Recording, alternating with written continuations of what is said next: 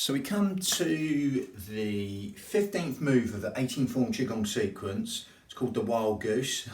Again, I don't make these names up, they're all different forms and generally named after animals, etc. And this is the 15th move of the 18 form Qigong sequence. I put three forms together, the 8 brocades, or the moves from the 8 brocades anyway, and the same with the 18 form Qigong sequence. And then right at the end, a 9 form sequence, Himalayan 9 form sequence that picked up more from the Himalayas that way. But again, it's just 35 moves in all, 3 forms together. Doesn't really matter that. Again, I'll put them so you can do them segmentally each move, or you can do them in order. Again, I put in brackets how many in the form and what number it is, etc. Doesn't really matter. We're gonna basically take the movements and not do it in the traditional way, because again, at the end of the day, it is just movement, that's all it is. And we're not going down the meridian paths, all that sort of stuff. I've done that in other videos. We're going to pretty much take the movement and go more into the breathing. I want to skim very briefly over, probably a couple of minutes maybe on the movement. It's more what's going on with the breathing. So I'm mixing 3 breaths together. The Tai Chi breath, which helps you use the core, the transverse abdominis, the corset muscle, and the pelvic floor in the most efficient manner to stabilise the spine. Okay, and then we go into a little bit down the yogic path with the breath, where we go more into, it's not nearer Ashtanga, not quite on it. And then we bring in the hypno therapy type elongated out breath.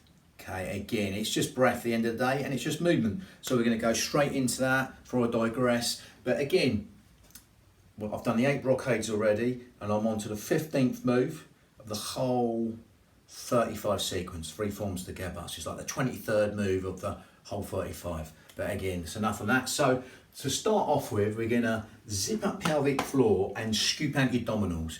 Now, them muscles go together. You can't do one without doing the other. They go together. If you do one, the other one will go, and vice versa. So as you do that right now, okay, you'll feel that breath go anywhere but the belly button. That will go naturally into these lower lobes of lungs. Again, that's the Pilates emphasis on the breathing, which helps us use that corset muscle and the pelvic floor. Because right now, as you zip up pelvic floor and scoop out your abdominals, that's going to help that breath go in low and deep to these fish gills, 3D style, organ deep, cell deep, even bone marrow deep. Okay, and just to see that's happening, you get these 2 middle fingers touching underneath what we call the xiphoid process, the sternum, the breastbone, palms on the lower lobes of lungs. And as you're doing that, to come closer, you'll feel these 2 middle fingers slightly parting and coming back to touch each other. Just letting you know the breath's going anywhere but the belly button, because there's nowhere else the breath to go apart from into these lower lobes of lungs, the intercostals, the ribs, anywhere but the stomach. So as you do that right now, breathing through the nose as you're doing it, as you're still zipping up pelvic floor and scooping out your abdominals.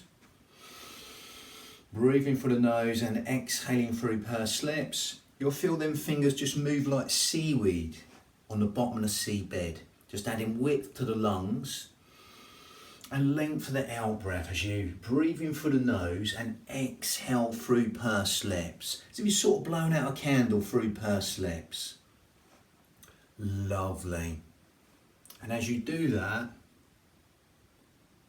that'll bring in that Pilates response, helping us use the pelvic floor and the corset muscle to go together to segmentally stabilise the spine. Lovely. So with that, this is where we go a little bit yogic. We close the mouth and we keep zipping up pelvic floor and scooping out the abdominals. But now we're breathing in out through the nose, because it's a smaller filter, the nose, so that will help us lengthen the whole wheel cycle of the breath. Okay, lovely. As you're still zipping up pelvic floor and scooping out the abdominals, breathing through the nose and out through the nose. Now again, that lengthens the whole wheel cycle of the breath, but we're going to go a little bit hypnotic with it. We're going to elongate the out breath longer than the in breath.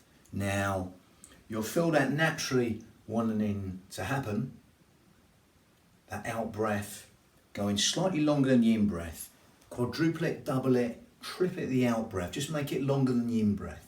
Okay, nothing's set in stone, everyone's will be different, but without forcing everything.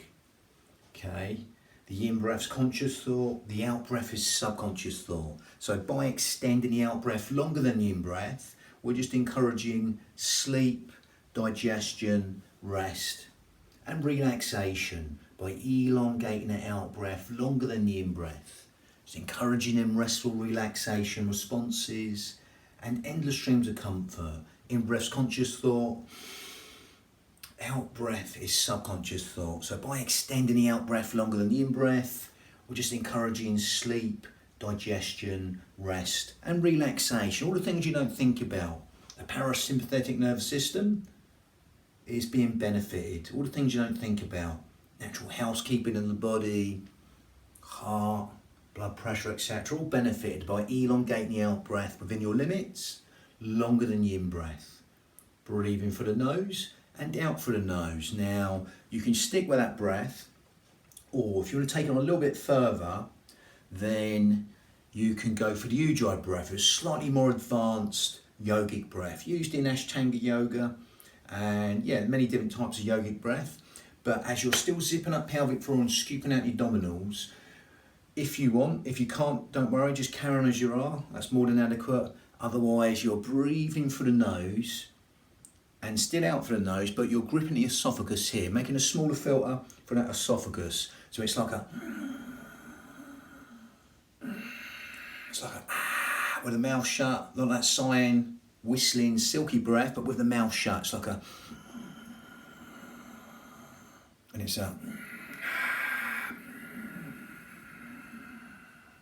soft, silky, whistling Ujjayi breath, which once more again will lengthen the whole wheel cycle again, but especially that elongated out breath. Okay, we keep lengthening, but with that Ujjayi breath, that helps us lengthen the breath, because it narrows that esophagus and the air restriction is going longer. Okay, especially the out breath longer than the in breath, that hypnotic response still in there. With that Ujjayi breath, again, whistling silky breath, Ujjayi breath, victorious breath in Sanskrit. So you're gonna breathe in, it's like a, with the mouth shut. Sounds like seashore breath, it's called. Again, gives the mind something to focus on with the form if you can get it. And again, you'll find this in everyday life. Sometimes you might do it naturally when you're trying to focus on something like a fine motor skill, trying to thread a needle, etc., stuff like that. Bang a nail in something, you might make a little sigh. Again, we're just overemphasizing that focusing breath. Okay, it gives the mind something to focus on and hear. Lovely. But otherwise, stick to your natural breath. If you get that Ujjayi breath, great. Lovely. That'll also stimulate the thyroid gland, which helps with weight control, etc. Helps us further, even more, build the heat within the body and fan the fire even more to burn in toxins in the body. Ujjayi breath, victorious breath. Lovely. Now again, we're going to mix that to the movement, vinyasa, breath synchronized movement. Again, it's a nice simple motion in the 15th movement, 18th form Qigong sequence is just bringing the hands up and down. Again, watch these upper traps. Again, we want to keep these shoulders down because 90% of us are overactive in these upper traps, so keep them down. Gather in, zip up and hollow. You're breathing in and you're exhaling.